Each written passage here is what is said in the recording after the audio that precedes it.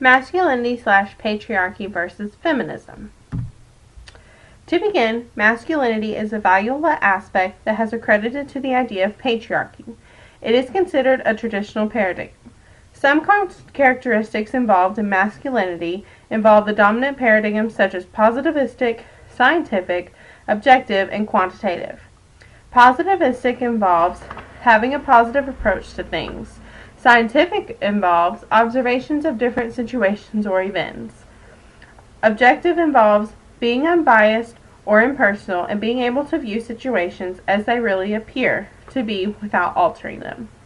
Quantitative involves rationalizing information about people through generalization. Masculinity involves characteristics portrayed by men that demonstrates how an individual might act.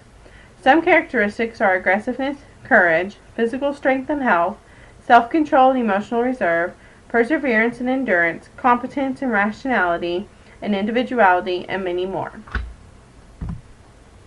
According to an article in the Health Psychological Journal associated with the American Psychological Association, men will focus on their health as long as it contributes to their masculinity.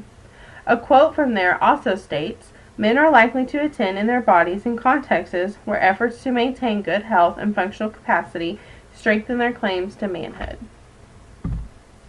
Men and salary in the workplaces has always been a controversial subject. According to an article in the Psychology of Women Quarterly, social science research suggests that even in the United States, where women have made enormous economic and occupational advances over the last century, their labor continues to be valued less than men's. Also, the article continues to say, the gender gap in wages remains one of the most interactable inequalities faced by American women. Wealth is associated with the term masculinity and is involved in a stereotype that is only associated with men and not women. Feminism is the alternative paradigm to masculinity/patriarchy. It is also considered feminist thinking and involves examining the status of women. Feminism also involves the standpoint theory. Standpoint theory is a theory that involves truths made up from the reality of certain social locations. Feminism can be explained as, according to the article published in the New Labor Forum, that women are learning how to stand up for their rights through watching male dominance. The article claims women were learning by interrogating the convention of gender and male dominance. Masculinity and feminism are similar in a few ways, but are more different. Masculinity provides an ongoing debate regarding men and their dominance over women. Feminism responds by constantly fighting back and providing many ways to improve women's rights.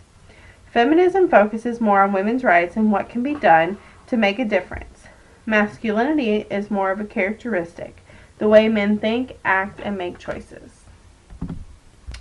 In the world today, television and media are involved with masculinity and feminism constantly. According to the Journal of Communication article Research in Media, Religion, and Masculinities, the media contradicts everything that men try to portray.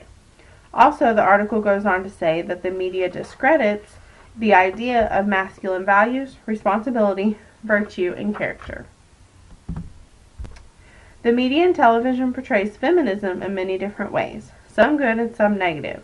According to an article from Deborah Beck at the University of Wyoming, feminism is portrayed in a negative way on television. Her article claims that the display of female roles is increasing every day, and more programs are demonstrating all different female roles that weren't normally done in the past.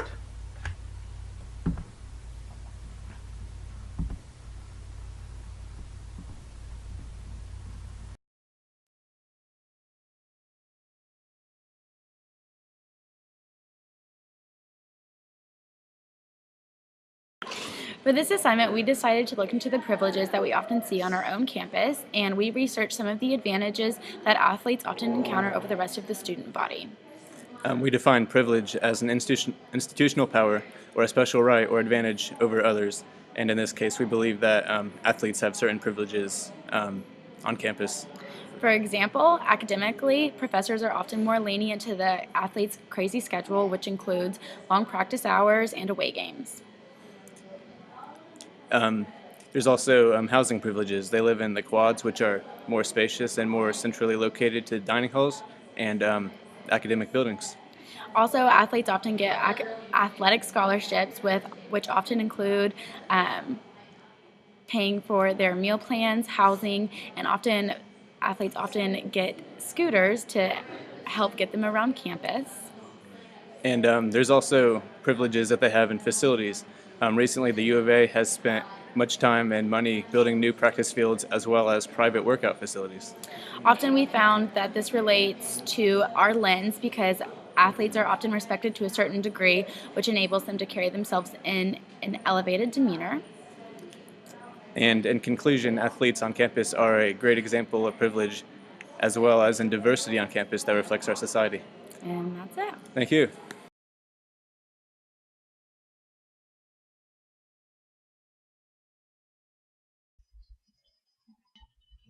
Whiteness and diversity. Let's begin by gaining an understanding of what we mean when we say whiteness. The whiteness theory treats whiteness not as a biological category but as a social construction, as it seeks to explain the power held by the majority, which would reference those of European descent. In turn, the power held by whites has had the tendency to suppress minorities, which creates racism as well as white privilege. White privilege represents the symbolic and material privilege that whites are granted based on skin color. According to the article Summary of Whiteness Theory, it could mean access to higher education, higher social status, more social power, the freedom to move, and it even includes conceptions of beauty and intelligence that are linked with whiteness that might exclude minorities. One example of whiteness and white privilege is apparent within the presidential elections. We rarely talk about how president after president has appeared to be heterosexual, male, and most importantly white. The past election is the first time in history that we have had a mixed president. It is not a concern if a white man runs for president. However, it is not overlooked, and for many people it can even be considered a problem when a black man runs for president. White privilege is often not even apparent to white people, which means that they often take for granted these privileges that they are awarded. Peggy McIntosh says it best in her article, White Privilege, Unpacking the Invisible Knapsack, when she says, I have come to see white privilege as an invisible package of unearned assets that I can count on cashing in every day, but about which I was meant to remain oblivious. White privilege is like an invisible, weightless knapsack of special provisions, maps, passports, code books, visas, clothes, tools, and blank checks.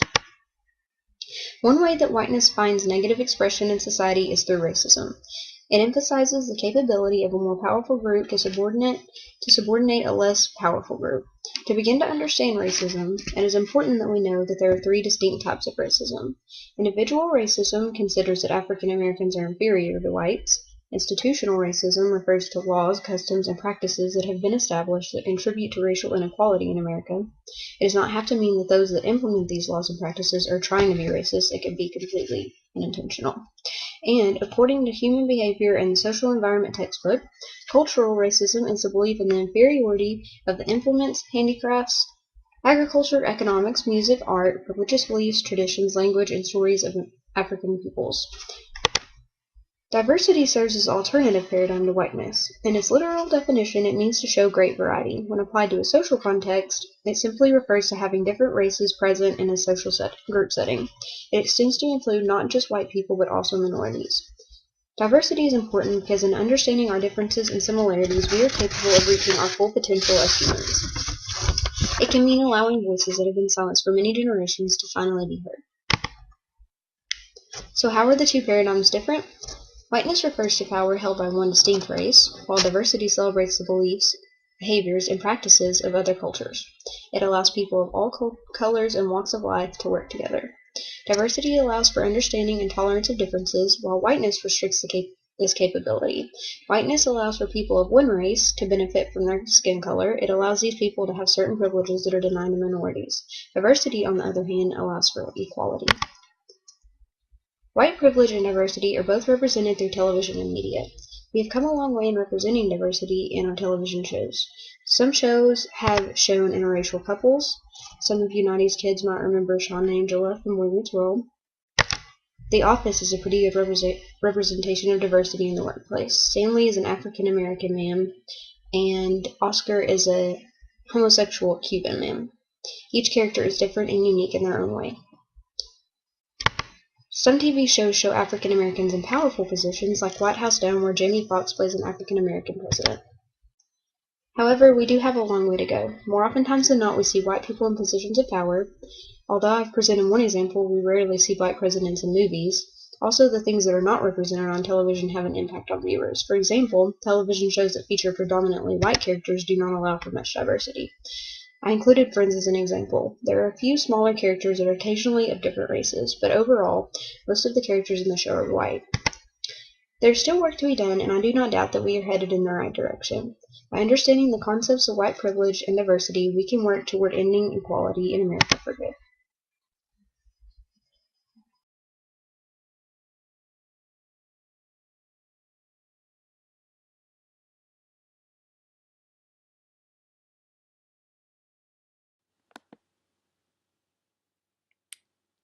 My name is Marie, and my part of the project was to compare separate, impersonal, and competitive versus interrelatedness, personal, and integrative.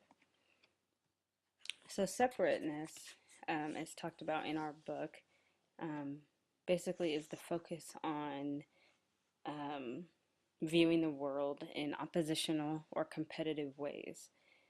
It looks at the world exclusively and focuses on separating people from beliefs, ideas, etc. It is associated with valued masculine attributes such as independence, autonomy, and individuality. It heavily influences nature and is attributed primarily to men. In the media, we see a paradigm of separateness in, for an example, television and movies.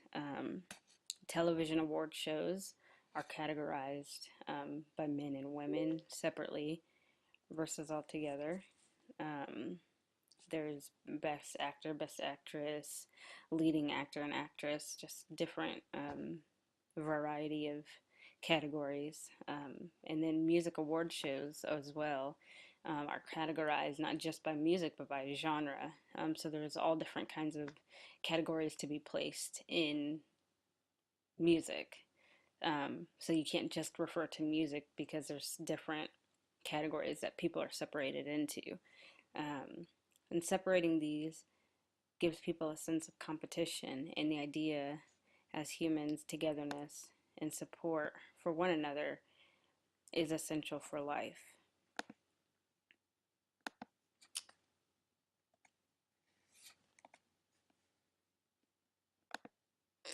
Um, Another part of separateness is competitiveness. The book talked about the word dichotomy, which is division into two parts, kinds, subdivisions into halves or pairs. Um, and this implies relationships of superiority and inferiority, hierarchical relationships that mesh with political economies of domination and subordination. Um, and then also categories. This categorizes people and things and ideas in terms of their differences from one another. And then listed here are different ways that people are categorized. Race, class, gender, oppression. There's black and white, Asian, Mexican, male, female, reason, and emotion.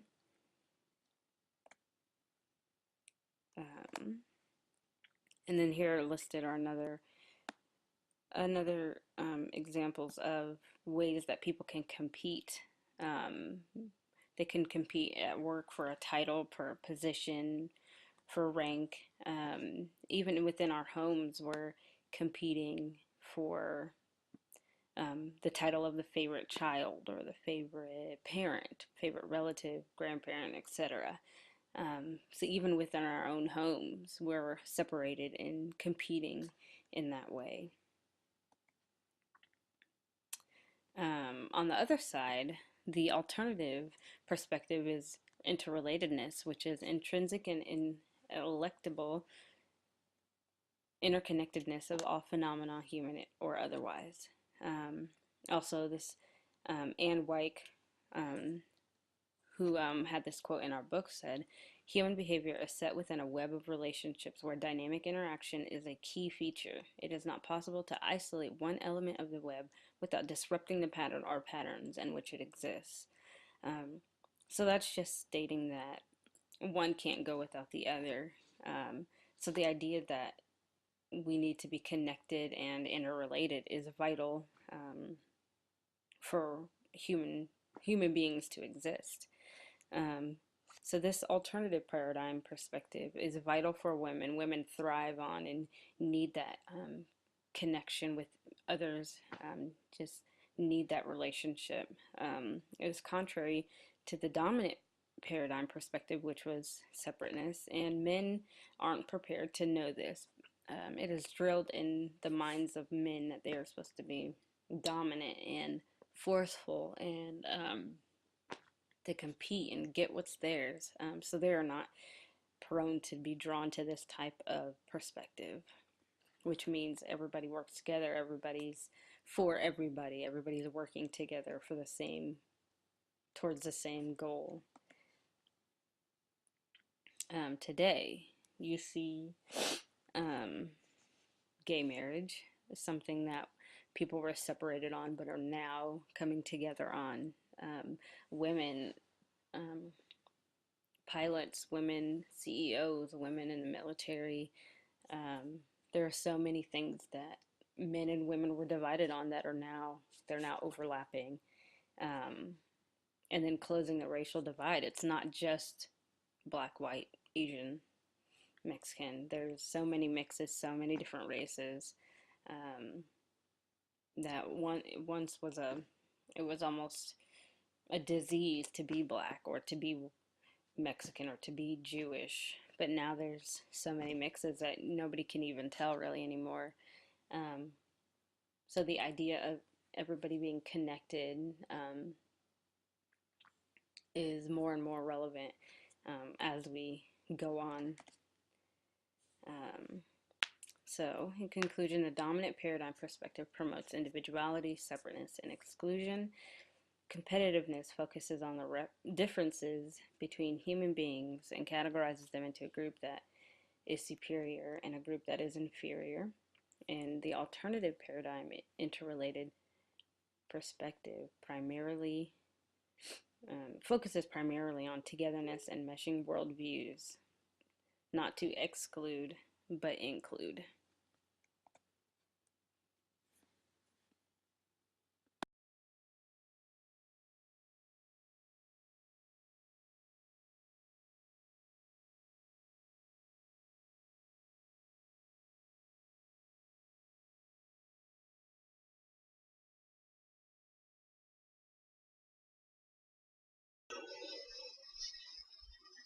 My portion of the project was on positivistic, scientific, objective, quantitative versus interpretive, intuitive, subjective, and qualitative.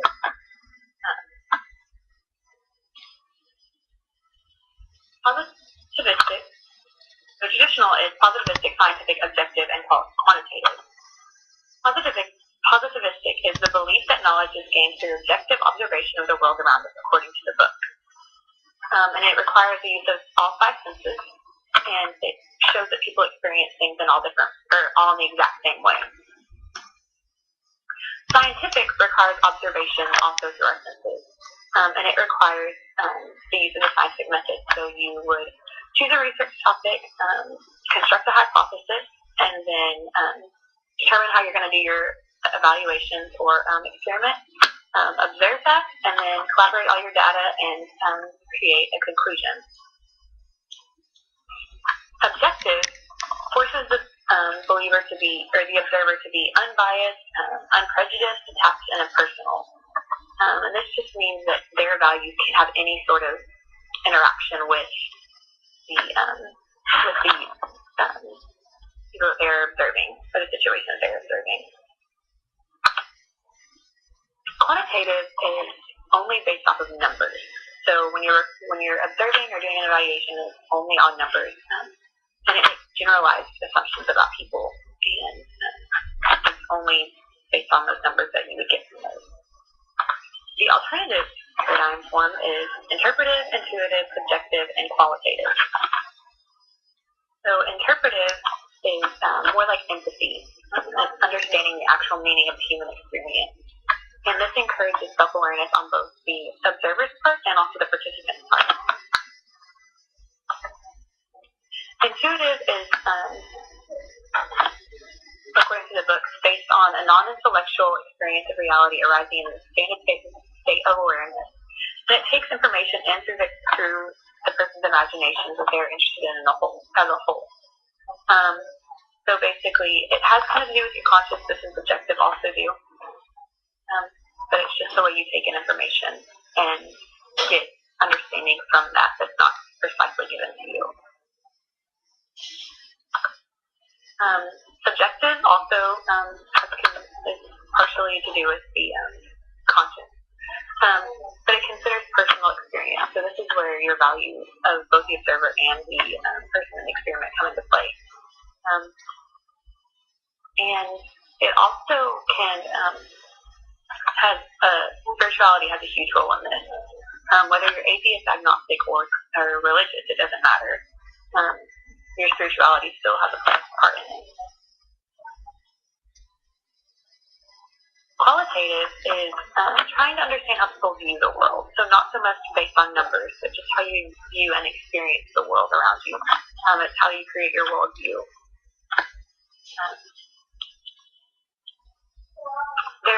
These two, the alternative and the traditional, are similar in the fact that both of them are ways of acquiring and knowing knowledge.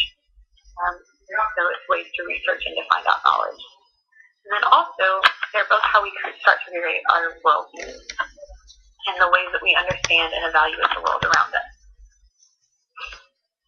How they're different, traditional is still dominant, while alternative is still very controversial. Traditional is very generalized because it has to do with numbers and no values or anything like that, whereas alternative is very personal and individualistic. Traditional is that the knower and the known are very independent. So the observer and the information known has nothing to do with the person that you're observing, whereas an alternative, values play a huge part in it. So the knower and the known are interactive. And then traditional looks for causes, where alternative thinks that there's no difference between the causes and effects. You can't tell the difference. You can't differentiate in that. An example that you see in the media of these two paradigms is in movie sales and movie and CD sales. When you're looking from a traditional standpoint, the success of an album or a movie would be based solely on what the numbers were, how many were bought, what kind of money that was brought in, how many people went to the movie to see it that night, opening night, or the first weekend, all of those kind of numbers. Whereas alternative would view success based off of based off of reviews and the actual experience of the people who went and saw it, and not so much based on the numbers.